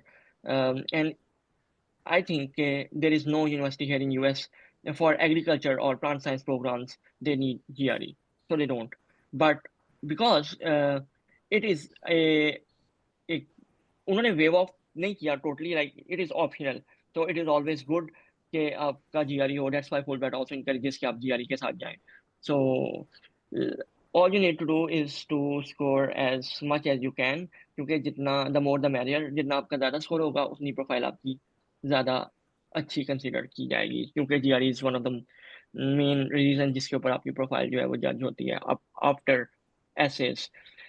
और मैं ये कहना चाहूंगा कि इन case you do not get a good enough score, अगर आप सिर्फ उनका मिनिमम क्राइटेरिया ही पूरा करते हैं, you don't have to feel this hard, because there are cases जहाँ पे लोगों की सिलेक्शन होती है. क्योंकि GRE वेरी करता है. जैसे मैंने कहा है कि प्लांट साइंसेस के लिए it is not that required. Literature के लिए अगर कोई बंदा इंग्लिश लिटरेचर पढ़ रहा है तो उसके लिए जो वर्बल पार्ट है GRE का वो ज़्यादा इंपॉर्टेंस रखेगा. अगर कोई इंजीनियरिंग के प्रोग्राम्स हैं उनके लिए क्वांटिटेटिव जो मैथ वाला पोर्शन है उसकी इंपॉर्टेंस ज़्यादा है. लेकिन अगर आपका प्रोग्राम ऐसा है जो आर्ट्स का है, मतलब प्लांट साइंसेस का है, लाइक लाइफ साइंसेस का है, तो उसके लिए प्रोबेबली जो आपकी GRE स्कोर है उनकी उतनी वैल्यू नहीं है. But still you are competing with the rest of the Pakistan. तो आपको बस आपने ये देखना है कि आप उनका as much as you can और आप क्राइटेरिया पूरा करें, and you should feel optimistic. In case you don't get extraordinary exceptional score like 320 plus, doesn't matter. आप अपनी दूसरी प्रोफाइल के दूसरे पोर्शंस के ऊपर वर्क करें, उनको बेहतर करें and feel confident enough to apply. और या बी ऑप्टिमिस्टिक के results would go positive in your way. So with that I think हमने फर्दर GRE के कुछ पोर्शंस को पिन पॉइंट किया हुआ है. Breaking down the GRE we have broken down it into pieces. और जिस तरह जून बता रहे थे कि there are 3 portions जो कि verbal reasoning है, quantitative reasoning है और analytical writing है. तो जो भी vocabulary है, जो भी sentence correction है, जो भी English grammar है, तो anything with the language वो आपकी verbal reasoning में टेस्ट होती है. सो आप सेंटेंसेस को किस तरह से समझते हैं, किस तरह से कनेक्ट करते हैं, आपकी वर्बोसिटी या वोकेबलरी की जो कॉग्निशंस है वो कितनी ज़्यादा है, लफ्ज़ों को आप कितना समझ सकते हैं, फिर उनको टेक्सचुअल इन टेक्स्ट आप किस तरह से कनेक्ट कर सकते हैं. That all matters and that is important for your verbal reasoning portion. Quantitative reasoning is something that test your mathematical skills. और उसके अंदर जो मैथ है वो इस तरह नहीं है कि उसके अंदर आपसे वो इंटीग्रेशन या कोई डीप कॉन्सेप्ट्स ऑफ मैथमेटिक्स आपसे वो पूछेंगे.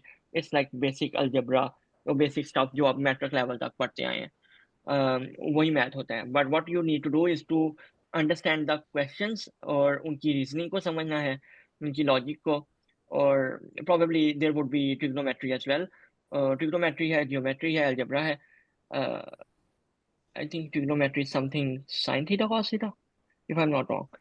So उसके कुछ concepts हैं, और जब आप वो पढ़ने लगते हैं तो आपको आइडिया हो जाता है. So quantitative reasoning something that will deal with your mathematical or quantitative aspects. जो तीसरा पोर्शन है एनालिटिकल राइटिंग का, उसकी इम्पोर्टेंस एज सच नहीं है, but still if you score 4 out of 6 it is good enough for your GRE score. 4 score करना it's not that tough, वो आ जाता है. All you need to do is to, जो भी आपसे क्वेश्चन पूछा है आपने उसको बेटर डिस्क्राइब करना है, समराइज करना है विद योर कॉन्सेप्ट्स.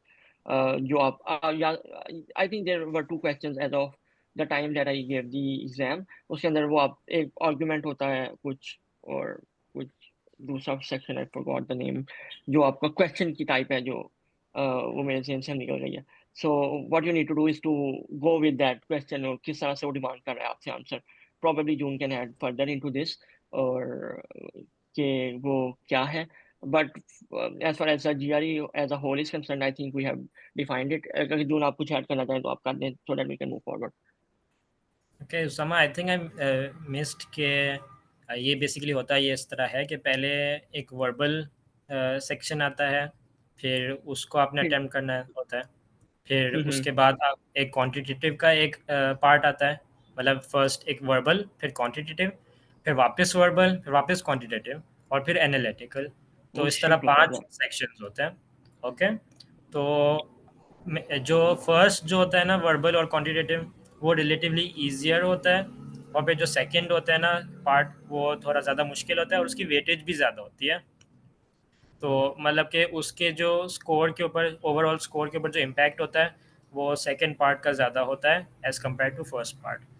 तो और जब है ना आप उसे अटेम्प्ट करते हैं, तो और हर सेक्शन का उसका अलॉटेड टाइम होता है. तो मतलब एक सेक्शन का टाइम उसका बिल्कुल अलग होता है, कि ये नहीं कि एक ही टाइम दिया जाए और उसके अंदर 5 सेक्शन आपने कंप्लीट करने हो. तो हर सेक्शन के लिए आपको अलग से टाइम दिया जाएगा. फिर बीच के अंदर बीच में आपको बाकी डिटेल्स दी जाती है, इन्फॉर्मेशन दी जाती है कि आपने किस तरह आगे अटेम्प्ट करना है. तो सारी चीज़ें आपको बताई दी जाती है. फिर उसके बाद दूसरा सेक्शन शुरू होता है. तो इस तरह ये ऐसा नहीं है कि आपने एक सेक्शन को ज़्यादा टाइम देना है, दूसरे सेक्शन को कम टाइम देना है, क्योंकि पहले से ETS के सॉफ्टवेयर के अंदर हर पार्ट को अपना टाइम अलॉट हुआ होता है. Okay. Yeah, thank you. So with that, I think there is some portion that is left, is the things जो कि आपकी प्रोफाइल को बूस्ट कर सकती हैं. So I think मेरे पास 8 मिनट है, फिर हम क्वेश्चन आंसर सेशन स्टार्ट करेंगे एज वी प्लान्ड. और इसके अंदर जो चीज़ें हमने हाईलाइट की हैं इन बुलेट पॉइंट्स, वो आपके सामने है. आपका प्रोफेशनल एक्सपीरियंस मैटर करता है, but if you are a fresh grad like me, जिसके पास सिर्फ एक इंटर्नशिप थी, तो yeah, perhaps I do had a teaching experience as well. So but every profile is unique, so professional experience do add a lot in case you are having a job or something relative to your field of studies. So it will boost your profile. Similarly, with voluntary work, what does it mean here? तो जिस तरह जून ने बताया था कि देर Fulbright ऐसे candidates ढूंढेगा जिनके अंदर लीडरशिप क्वालिटीज हैं, और वो लीडरशिप क्वालिटीज किस तरह से शो की जा सकती हैं. वो वॉलंटरी जो आप वर्क करते हैं इन ऑर्गेनाइजेशंस, एनजीओज, या इवन इन योर यूनिवर्सिटी, आप through during your degree program, अगर आप टेक पार्ट करते हैं, और it has nothing to do with university, it could be anything जो कि आप अपार्ट फ्रॉम योर यूनिवर्सिटी से apart you can do a lot of volunteer work. जैसे you go for fundraising for people जो कि flood affected हैं, so that would be counted as a volunteer work. So there are organizations where you can work with in case you are thinking of boosting your profile and not immediately in a position जहाँ पे आपने apply करना है. तो अगर आप if you are thinking ahead 1 या 2 साल से, so this volunteer work do makes a difference. और क्योंकि ये डिफाइन करेगा कि how active you are to serve the community, और कम्युनिटी को सर्व करना तो अल्टीमेट ऑब्जेक्टिव है फुलब्राइट का. So it matters. It is impactful, and it is something that you can add in your personal statement to showcase um, how worthy you are to get Fulbright. I would say in this way. इसके अलावा extra curricular activities sports probably the first word जो कि मेरे mind में आता है extra curricular को सुन के. So if you do good in sports, you can depict that. It would be a plus point. I used to play chess, or I even went to Karachi for that, Joon के शहर. So yeah, so it adds up. और आप उसको अपने personal statement में define भी कर सकते हैं कि how keen you are, or how eager you are to learn things. और इसके अलावा teaching experience is something जो कि I would say is better because you are going for graduate studies. So you could be a TA or an RA, because most of the students are. So अगर आपको teaching experience हो तो जिस university में आपकी application submit होती है वो आपको शायद I mean they would consider कि you are good enough कि आपके पास वो टीचिंग स्किल्स हैं. So even Fulbright would judge you on that कि yep, you are something that is having that skill set to speak public speaking or whatever that involves that element. और इसके अलावा आपकी achievements, probably आप gold medalist हैं, that would be an achievement. आपके grades अच्छे हैं, grades matter, your GPA CGPA matters. और वो आपकी अचीवमेंट है कि आपने उसको किस तरह से मेंटेन किया हुआ है. और इसके अलावा आपकी अचीवमेंट्स के अंदर आपने स्पोर्ट्स में मेडल्स जीते हो सकते हैं, और probably आपने कम्युनिटी को सर्व किया हो सकता है. So these are things that can boost your profile and that do boost your profile. June in case अगर आप कुछ ऐड करना चाहें फर्दर इसके अंदर, क्योंकि this is something that I consider probably important factor in the application. Okay, so I think एक उसामा मुझे शायद आई थिंक आई एज्यूम के teaching experience is also important because it demonstrates कि आप है ना चीज़ों को समझ सकते हैं और उसको कन्वे कर सकते हैं. Convey कर इट सकते हैं. It reflects on your communication skills. So teaching experience इसलिए एक प्लस गिना जाता है क्योंकि if you are teaching, if you are a good teacher, then you are also a good communicator. And if Exactly. you are a good communicator, then you can communicate your education back in Pakistan very well. Exactly. And और ये कि teaching experience also reflects के क्योंकि Fulbright programme एक लिहाज से exchange programme भी है कि वो पाकिस्तानी स्टूडेंट्स को एजुकेशन प्रोवाइड करते हैं यूएसए के अंदर, और उस लिहाज से they also need you to work as an ambassador for the Fulbright program. So Right. If you are a good teacher तो ये इस चीज़ की तरफ दलालत करता है कि you know you can also be a good ambassador for the Fulbright program as well. तो ये भी इम्पॉर्टेंट है कि आप टीचिंग एक्सपीरियंस जिस तरह भी हो, जैसे आपने ट्रेनिंग की हुई हो या आपने कोई वर्कशॉप्स कंडक्ट किए हो या कोई भी ऐसी चीज़ हो जिसके अंदर आपने ट्रेनिंग करवाई हो या टीचिंग की हो, तो they can reflect very well in your application. और उसके अलावा एक्स्ट्रा करिकुलर एक्टिविटीज़, उसामा आपके जहन के अंदर स्पोर्ट्स आए थे, तो I would also like to add के extra curricular activities can also be represented by your club participation in the at the university. तो ये भी बहुत इम्पोर्टेंट है कि आप डिफरेंट क्लब्स के मेंबर्स हो, कैबिनेट मेंबर्स हो, आपने उस क्लब के ना सर्कल के अंदर आपने लीडरशिप स्किल्स इम्प्लीमेंट भी किए हो और उस आपने सीखे भी हो. तो एक्स्ट्रा करिकुलर एक्टिविटीज़ इस चीज़ को काफ़ी अच्छी तरह रिफ्लेक्ट कर सकता है. तो it would be very well, I would advise कि हर बंदा जो है ना वो किसी ना किसी क्लब के अंदर इंगेज्ड हो और एक्टिवली इंगेज्ड हो. ये नहीं कि बस मेंबरशिप हो और इस तरह कोई ख़ास इन्वॉल्वमेंट ना हो.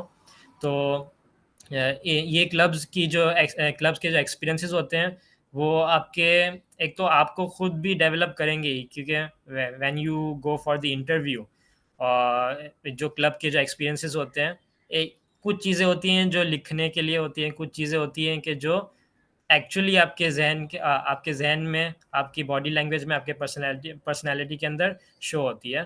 तो I think club experience is one of them, कि जब आप क्लब्स में इंटरेक्ट करते हैं, वहाँ पे कम्युनिकेट करते हैं, वहाँ पे लीड करते हैं अपने मेंबर्स को, डिफरेंट इनिशिएटिव्स लेते हैं, तो ये आपको इस तरह डेवलप करता है कि वो चीज़ें आपके इंटरव्यू के अंदर जब आप अपीयर होंगे तो वो खुद ब खुद शो हो जाएगी, जो क्योंकि they are very very well trained. जो इंटरव्यूअर्स होते हैं वो अमेरिकन भी होते हैं और पाकिस्तानी भी होते हैं, तो they are very well trained to identify के स्टूडेंट के अंदर किस तरह की कैपेबिलिटीज़ है। तो टू होन दैट दो skills, it is very important कि आपकी एक्स्ट्रा करिकुलर एक्टिविटी इस साइड पे स्ट्रॉन्ग हो।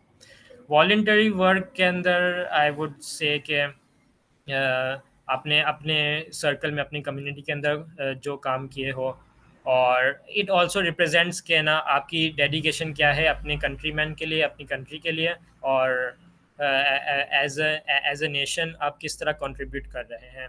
तो इट शोज़ योर डेडिकेशन कि जब आप यूएसए से एजुकेट हो जाएंगे तो आप पाकिस्तान के लिए आप कितने एक्टिवली आप काम करेंगे, तो वॉलंटरी वर्क आपका हाईलाइट कर सकता है।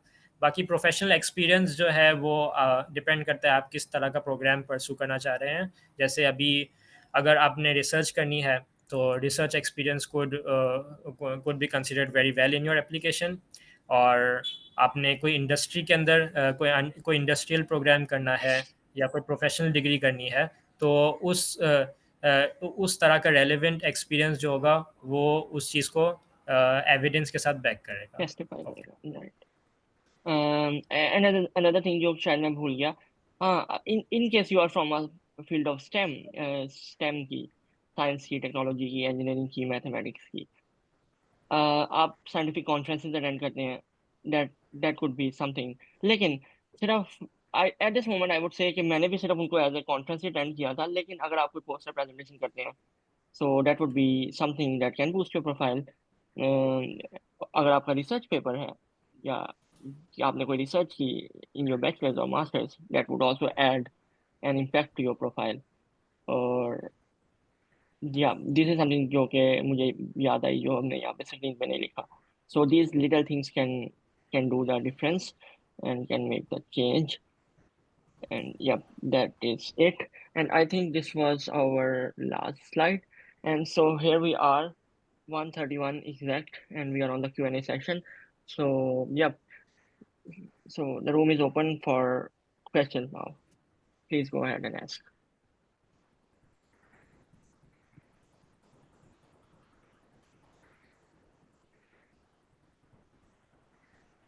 Okay. So,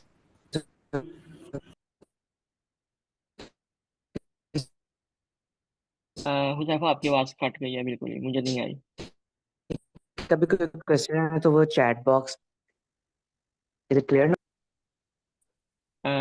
it's still distorting, थोड़ा सा फर्क पड़ा था बस। अच्छा, मैं कह रहा था कि किसी का कोई क्वेश्चन है तो वो चैट बॉक्स चैट बॉक्स में लिखेगा, श्योर। में लिखते हैं, फिर हम। ठीक है। जो यू आर सेइंग कि आधा घंटा या घंटा लगेगा, सी 1.5 घंटा हो गया।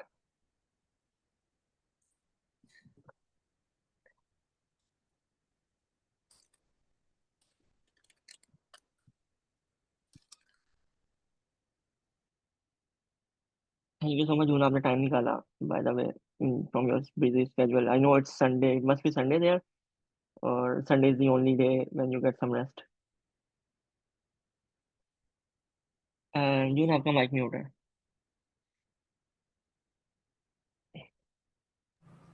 At least it is daytime here. हाँ, यस। नो वरीज, अभी मेरे पास संडे है, मेरा संडे कल। I will sleep well.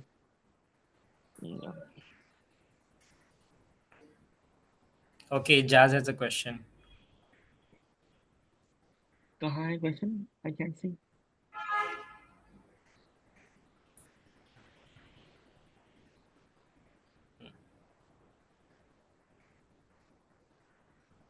Wait a I know. Minute, I think chat disk को वो मैं जरा ऑन करवाता हूँ। Oh Yes, right. okay, Jazz. अस्सलामुअलैकुम। अस्सलामुअलैकुम भाई। वालेकुम अस्सलाम। Salam. भाई मेरा आपसे एक क्वेश्चन है। मैंने जो है ना मेरे साथ सर्टिफिकेट वगैरह जो है ना बहुत ज़्यादा है, तो मैं सीवी में किस तरह जो है ना उसको ऐड करूँगा। सीवी तो एक पेज की होती है या एक से दो पेजेस, लेकिन दो से ज़्यादा नहीं होनी चाहिए ना।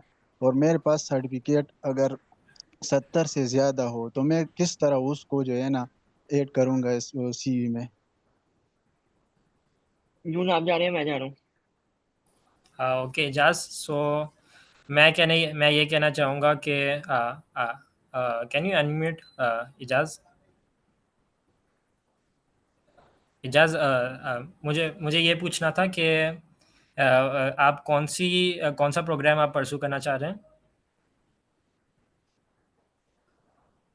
Ejaz?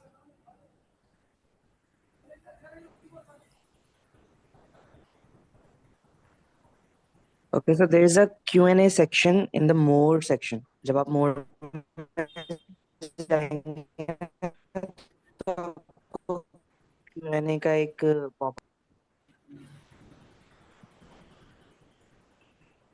Okay, so first of all मैं एजाज को क्लियर करना चाहूँगा कि एजाज जो प्रोग्राम की जो रिक्वायरमेंट्स होती है ना, या जो प्रोग्राम से रिलेटेड जो सर्टिफिकेशंस रेलेवेंट होती है, तो इट इज़ बेस्ट कि आप उसी को इंक्लूड करें।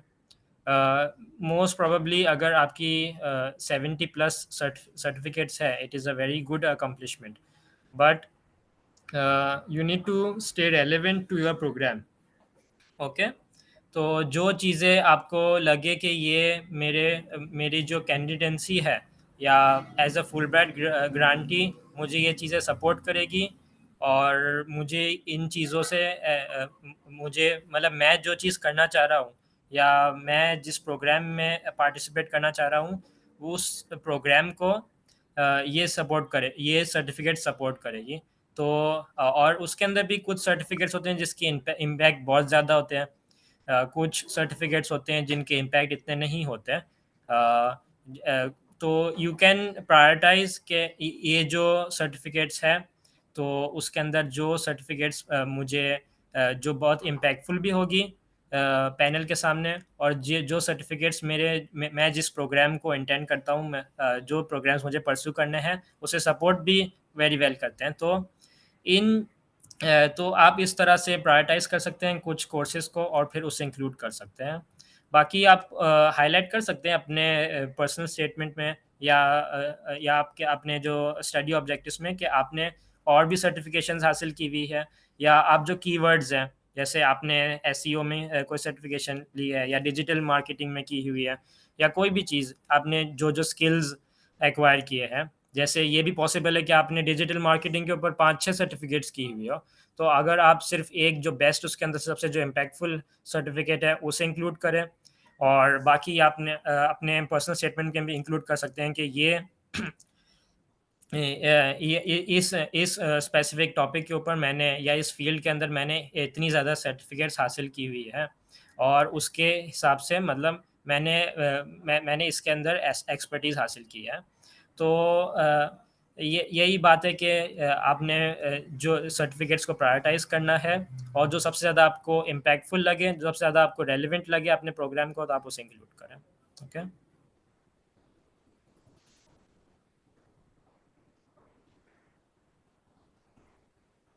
तो एक क्वेश्चन है, how can I get teaching experience while an undergraduate student? Okay, Usama? Why can't I see the questions? पहले मैं ये समझना चाह रहा हूँ, मुझे क्यों नहीं नजर आ रहे? Osama, you should go to the more section, and then there. Oh, Uh, more? Okay, Q&A, right, thanks. Okay, so अच्छा, यहाँ तो मुझे 5 क्वेश्चन शो रहे हैं. How can I get teaching experience while an undergraduate student? Right. It's a good question.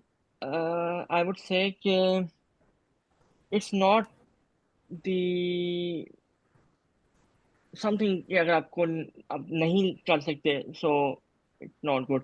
See, लेकिन there are private schools, और अगर आप eager हैं कि आपने teaching experience लेना है, so probably there are academies that work part time, or that you can join to teach.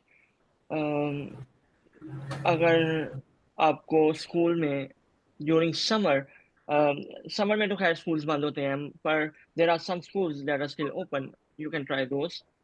अगर आपके पास मैथ या इंग्लिश कोई भी subject specific biology you are having the skills, you can go and ask probably the thing is whether they would give you salary for that or not.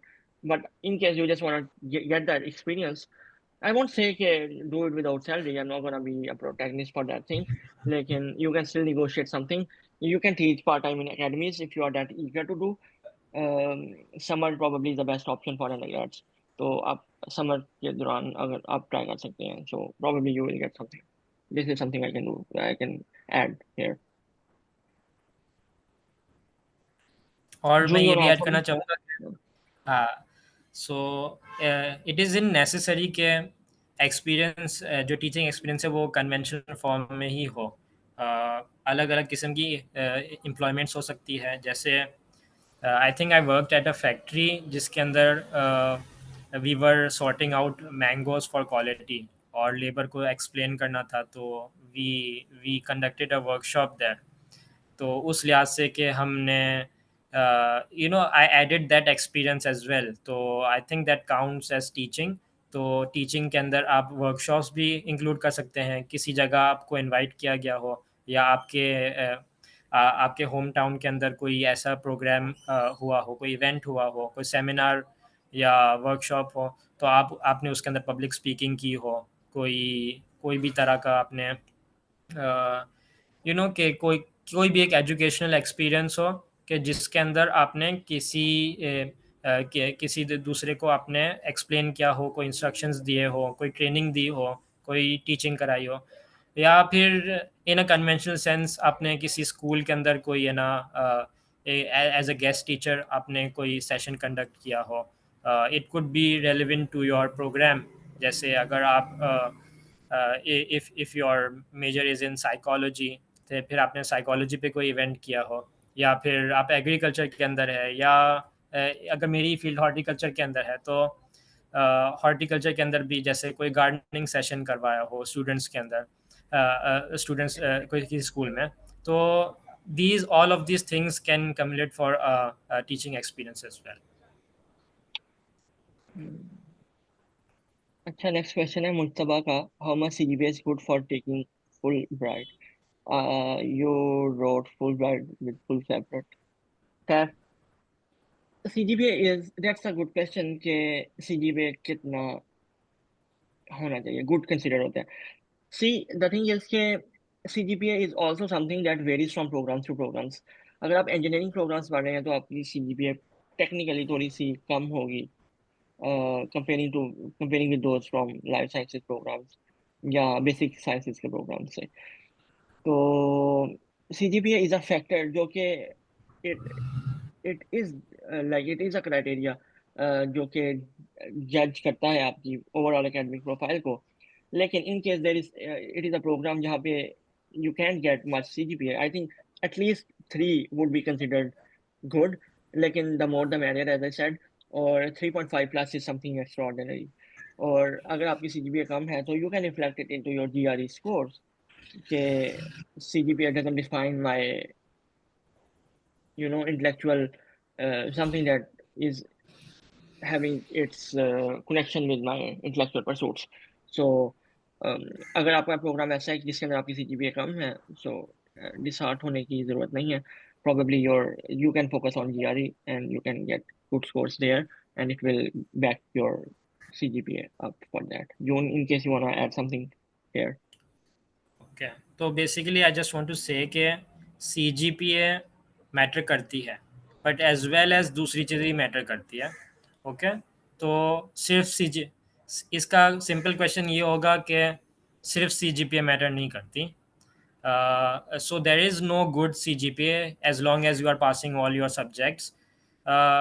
फिर आप अगर आप ये समझते हैं कि आपकी CGPA लोअर देन सेटिस्फैक्ट्री है, तो you can compensate from other factors as well. जैसे आप GRE के अंदर ज़्यादा एफर्ट देकर आप उसके अंदर एक अच्छा स्कोर अटेन करें, या आपके को करिकुलर एक्टिविटीज़ इतनी स्ट्रॉन्ग हो, आपने डिफरेंट क्लब्स के अंदर आपने कैबिनेट पोजीशंस आपने कैबिनेट पोजीशंस हो आपके पास, और उसके अलावा आपने कोई आपका वर्क एक्सपीरियंस इतना स्ट्रांग हो, आपने ऐसे प्रोजेक्ट्स किए हुए हो, तो all of these things reflect positively on your profile.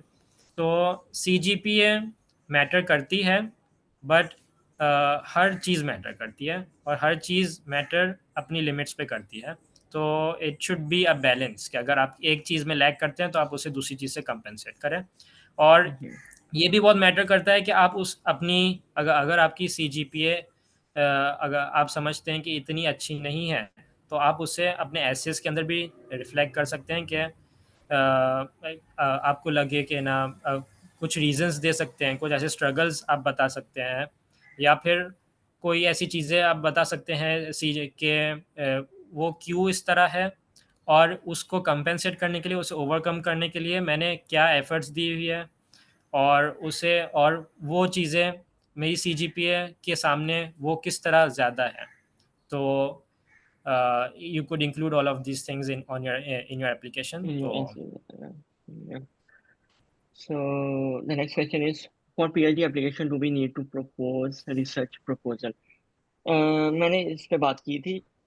For masters it's not that important, honestly speaking. लेकिन in case you are applying for a PhD, और वहाँ पे उन्होंने आई थिंक PhD के लिए लोग वुड प्रेफर कि वो राइट करेंगे research proposal in a formal manner. अगर तो आप वो लिख सकते हैं in a formal manner, it's more than enough, it's good. लेकिन अगर नहीं लिख सकते तो probably you can write your study objectives in a way that are simplistic enough to tell what you want to do. So एक formal proposal की उस तरह से जरूरत नहीं है. लेकिन I do know people, because this was brought up by someone else in the group and people discussed के mostly लोगों ने नॉर्मल स्टडी ऑब्जेक्टिव्स लिखते हैं, लेकिन देयर आर केसेस लोग प्रपोजल इन अ वे इसको फॉर्मल टच भी देते हैं, जो हम साइंटिफिक राइटिंग के अंदर जो हम प्रपोजल राइटिंग करते हैं. So if you can go with that formal proposal for a PhD because it's more serious than a master's program, so it will be good. Yeah. Joon, you want to add something, or should we go to next? that would be okay. Yeah. Okay. So Vadia Fatima is saying the reference letter should these be from the particular department whom we are studying, or from any professor of the university? Um, well, in case if you are studying any subject from a professor that is not from your present or active department, in case that would make sense. लेकिन अगर कोई ऐसा professor है जिससे आपका पाला नहीं पड़ा, इन अ सेंस कि आप उसे आपको पढ़ाया नहीं है, तो what would he write or what would she write for your proposal? This is a question. तो अगर तो वो किसी सोसाइटी की कैबिनेट पोजीशन पे हैं और उनके अंडर आपने कोई काम किया हो, वॉलंटियरी वर्क किया हो या कम्युनिटी वर्क किया हो, फिर तो वो डिफाइन कर सकती हैं कि अच्छा she has done something, this things. लेकिन अगर उन्होंने आपको टीच नहीं किया, so it would not be, because full bright को पता थोड़ी चलेगा कि उन्होंने आपको ठीक किया. यानी वो लिख सकती हैं कि अच्छा she is a brilliant student और उन्होंने मेरे सब्जेक्ट में लिखा है. लिखने को तो लिख दें, but ethically it won't make any sense probably. और your first preference would be the professor जिनसे आपने पढ़ा है. और ये प्रोफेसर नहीं, सिर्फ प्रोफेसर ही नहीं, इसके अलावा वो लोग भी हो सकते हैं जिनके पास आपने काम किया है, लाइक आपने कोई जॉब की है या कोई इंटर्नशिप की है, तो वो वाले लोग भी हो सकते हैं. And yeah, and June, in case you want to add something. Okay. Okay. So does IELTS make sense in Fulbright? Uh, yeah, IELTS अगर आपने दिया है और आपके अच्छे बैंड्स हैं 6.5 प्लस, probably 7 प्लस, तो that would impact positively on your profile because वो डिपेक्ट करेंगे कि आपके पास इंग्लिश लैंग्वेज के स्किल्स हैं, जो कि एक इम्पॉर्टेंट रिक्वायरमेंट है जब हम बात करते हैं फुलब्राइट की या स्कॉलरशिप्स की, या जब हम स्कॉलरशिप्स की एप्लीकेशन की बात करते हैं ऑल अराउंड द ग्लोब. क्योंकि English is lingua franca, as I say most of the time. और या जब अब वेबिनार शुरू हुआ और कहा गया कि उर्दू में बताएं, so Urdu won't help most of the time, it's a fact. और आपको चीज़ों को इंग्लिश में ही फिगर आउट करना है, सो पढ़ना भी इंग्लिश में है. सो अगर आप जस्टिफाई कर रहे हैं या आप शोकेस कर रहे हैं कि आपके पास इंग्लिश के स्किल्स हैं, तो probably they would help you, and there is no doubt in that. मैंने भी इंक्लूड किया था आइल्स। तो हाँ, right. They give you a section के आप आइल्स उसके अंदर इंक्लूड करें। तो if it's a good score it wouldn't hurt. Okay, तो इट डेमोन्स्ट्रेट्स कि आप अच्छा कम्युनिकेशन कर पाएंगे। तो इसके बेनिफिट्स हो सकते हैं, इसका कोई नुकसान नहीं हो सकता। ओके, एज लॉन्ग एज आपका स्कोर अच्छा है। या राइट। जो नेक्स्ट क्वेश्चन आप डील करें कि किसने लिखा है, do home tuition matters in teaching experience, these contribute to communication skills as well.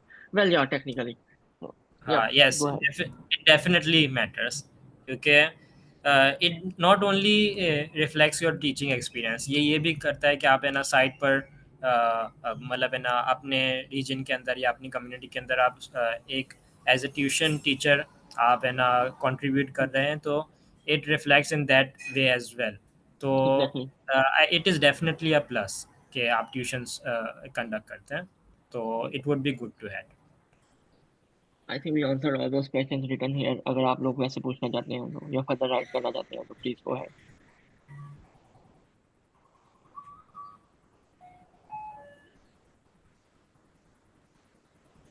Sir kindly mike on कर दें, इनका माइक ऑन करिएगा। I think I don't know how to do that. Ahmad का माइक ऑन करिएगा। हुजैफा। अस्सलाम वालेकुम। वालेकुम अस्सलाम।